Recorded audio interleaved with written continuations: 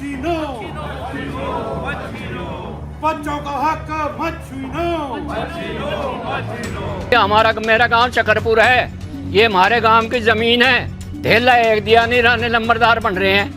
पैसा दिया है ना नगर निगम ने, हम घुसने नहीं देंगे, घुसने पैर नहीं रखने देंगे।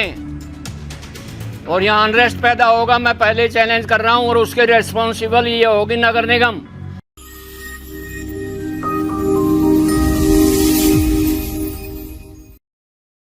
हमारे हरियाणा राज्य को खेलों की नर्सरी कहा जाता है। यहां से ऐसे ऐसे धुरंधर खिलाड़ी निकलते हैं जो अंतरराष्ट्रीय स्तर पर देश का नाम रोशन करते हैं और ओलंपिक जैसे अंतरराष्ट्रीय गेम में ढेरों मेडल्स देश के लिए जीत कर लाते हैं।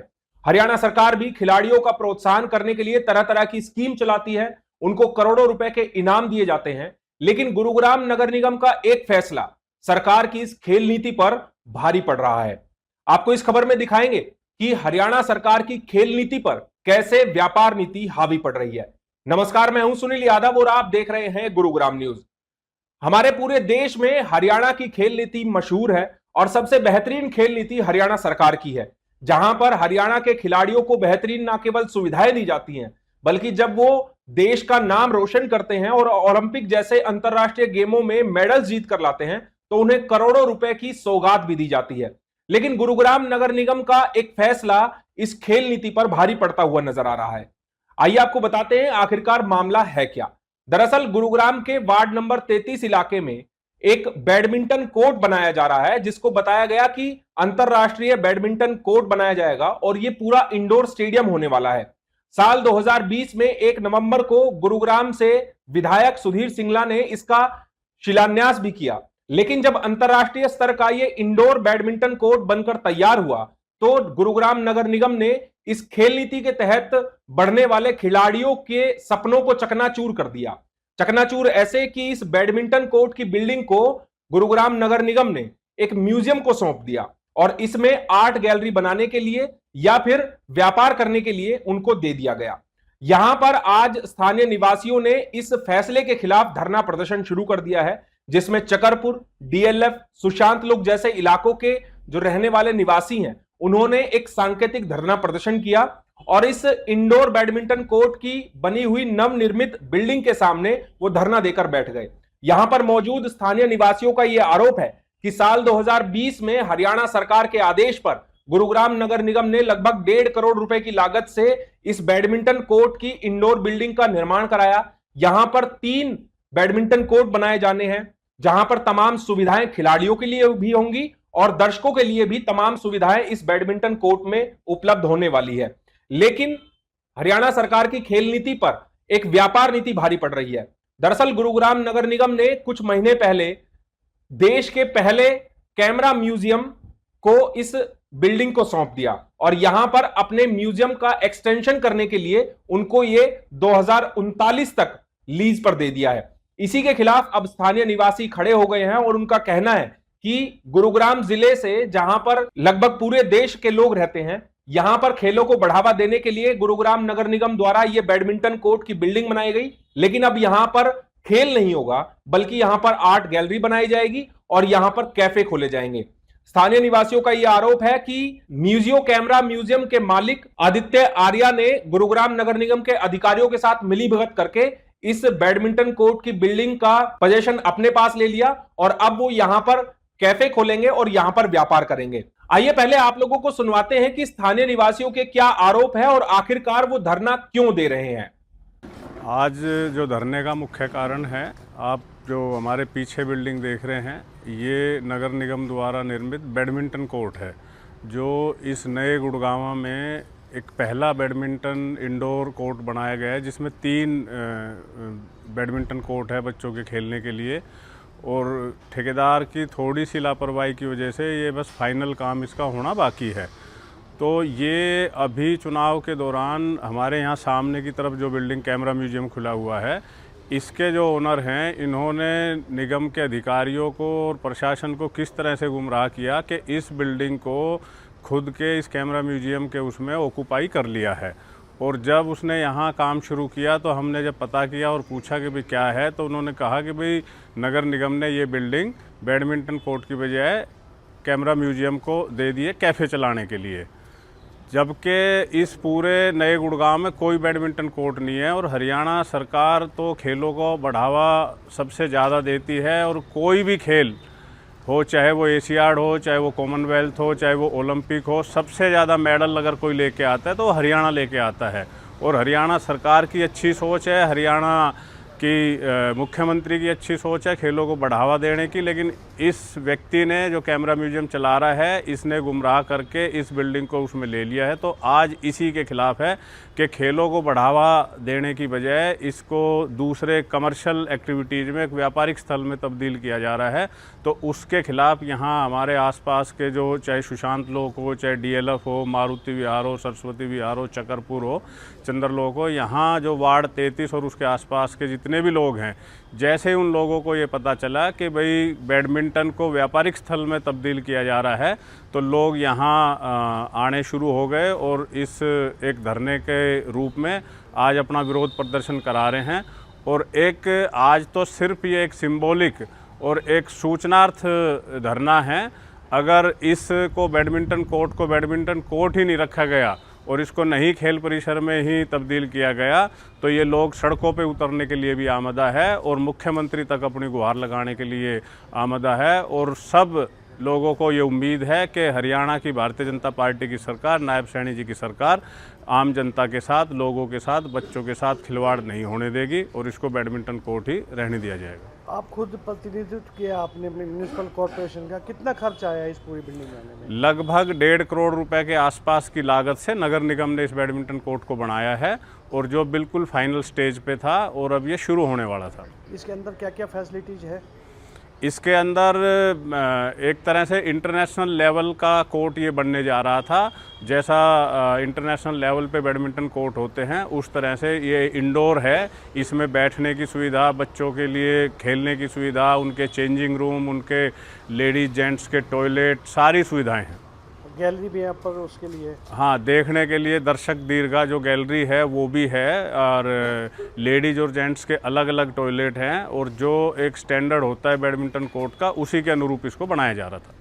तो क्या इनके पास कोई कागजात भी दिखाए हैं कि जो इसको कमर्शियल उसमें तब्दील कर रहे हैं? नहीं, इन्होंने अभी हमें किसी ने कोई कागजात नहीं दिखाए हैं, लेकिन जैसे ही इन्होंने कहा कि भाई हमने ऑक्यूपाई कर लिया है, तो हमने हरियाणा सरकार द्वारा जो नगर निगम, नगर पालिकाओं में समाधान शिविर लगाए जा रहे हैं, कल उसमें भी अपनी शिकायत दर्ज कराई है।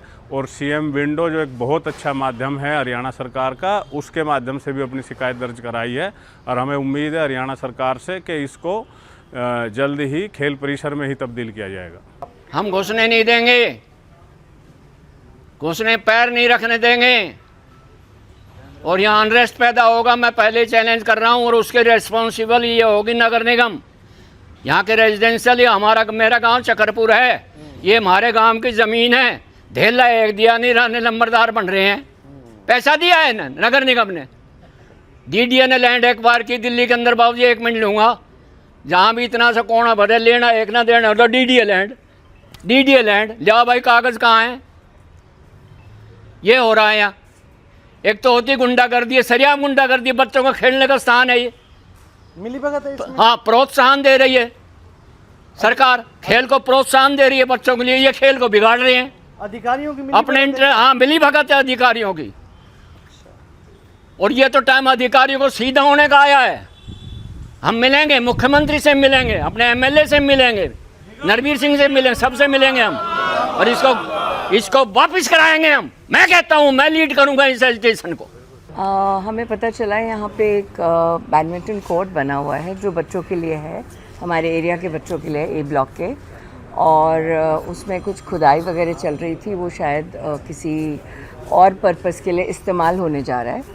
तो हमने इमिडिएटली उसको रोकने के लिए यहाँ बैठे हैं कि बच्चों की जगह बच्चों को वापस मिलनी चाहिए। क्या मानते हैं आज जो बहुत कम इस तरह के कोर्ट मिलते हैं, इनको इस तरह की फैसिलिटी होनी चाहिए बच्चों के लिए? ऑफ कोर्स, ये तो मेरे ख्याल से एशिया का सबसे बड़ा बैडमिंटन कोर्ट बन रहा था, अभी बना नहीं है, बट बच्चे वेट कर रहे हैं कि जब बनेगा और हम बच्चे भेजेंगे यहाँ पे। ये एरिया का आई थिंक सबसे कवर्ड एरिया है बच्चों की खेलने के लिए, ना धूप की प्रॉब्लम है ना कुछ है, बच्चे आराम से आके यहाँ पे खेल सकते हैं।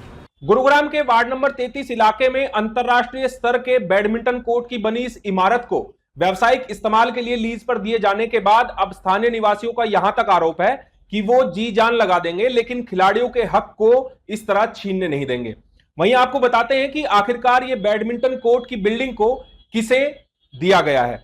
दरअसल गुरुग्राम में देश का पहला म्यूजियो कैमरा म्यूजियम है जहां पर सदियों पुराने कैमरे रखे गए हैं और यह देश का इकलौता ऐसा म्यूजियम है जहां पर तरह तरह के कैमरे रखे गए हैं। इस म्यूजियम का जिक्र देश के प्रधानमंत्री नरेंद्र मोदी ने अपने खास कार्यक्रम मन की बात में भी जिक्र किया और इस म्यूजियम को चलाने वाले संचालक की भी प्रधानमंत्री नरेंद्र मोदी ने काफी तारीफ की।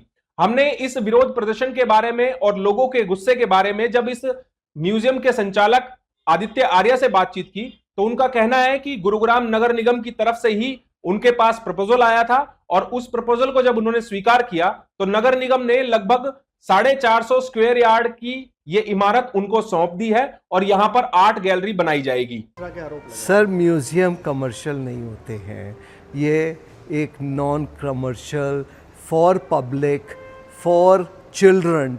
यहाँ पे आपको मालूम है कितने हजार बच्चे आते हैं हर महीने, स्कूलों की लाइनें लगी रहती हैं,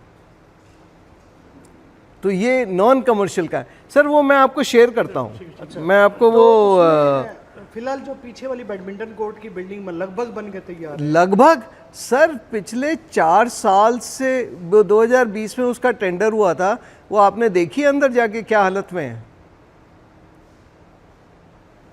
आपको इसका कब अलॉट हुआ है इस बिल्डिंग के लिए? क्या आपके पास प्रस्ताव आया कि 7वें महीने में? पिछले साल सरकार ने बोला था कि भाई कुछ कर दीजिए, ये यहाँ पे बहुत भीड़ हो जाती है तो लोगों को थोड़ा और देखने का मौका मिले, तो हमने कहा कर देंगे। तो 7वें महीने में हमें अलॉट हो गई है। यानी आपके पास सरकार की तरफ से प्रस्ताव आया था? सर उन्होंने डिस्कशन हुआ था यहाँ पे कि भाई ये बहुत सक्सेसफुल, इसको तो आपको मालूम है पिछले साल मोदी जी ने अपनी मन की बात में बोला है कि ये एक बहुत ही यूनिक म्यूज़ियम है। तो आप फैसिलिटी के लिए कर रहे हैं जो यहाँ पे आते हैं उन सबकी इट इज़ फॉर चिल्ड्रन। आपको देखना चाहिए यहाँ पे कितने बच्चे आते हैं महीने में। तो उस बैडमिंटन कोर्ट से और एक्सपेंशन करके किस तरह का आर्ट गैलरीज बनेंगी, लेक्चर हॉल बन जाएंगे जहाँ पे अभी देखा है आपने एक 30 ITI के वो गए हैं बाहर, सारे प्रिंसिपल्स गुड़गांव के, यहाँ पे आके 2 घंटे बैठे टू अंडरस्टैंड कि किस तरह से हम इसको यूज़ कर सकते हैं। सो म्यूज़ियम्स एक एजुकेशन की जगह होती है, एक कल्चरल एक्टिविटी होती है। गुड़गांव में आते हैं, मॉल्स हैं, पब्स हैं, क्लब्स हैं, कितने म्यूज़ियम हैं इस देश में ऐसे।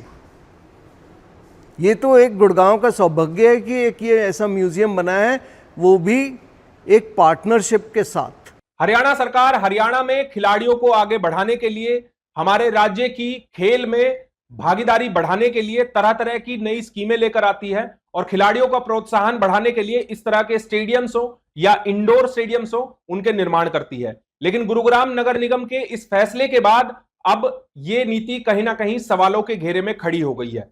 देखना होगा जो स्थानीय निवासियों का विरोध है वो कहां तक जाता है और क्या गुरुग्राम नगर निगम अपने इस फैसले को वापस लेती है या फिर यहां पर बनने वाला बैडमिंटन कोर्ट अब कैमरा म्यूजियम को सौंप दिया जाएगा। इस खबर के बारे में आप हमें अपनी राय कमेंट करके जरूर दीजिएगा। साथ ही साथ आप इस खबर को जरूर शेयर कीजिएगा ताकि सभी लोगों तक सही जानकारी सही समय पर पहुंच पाए। नमस्कार।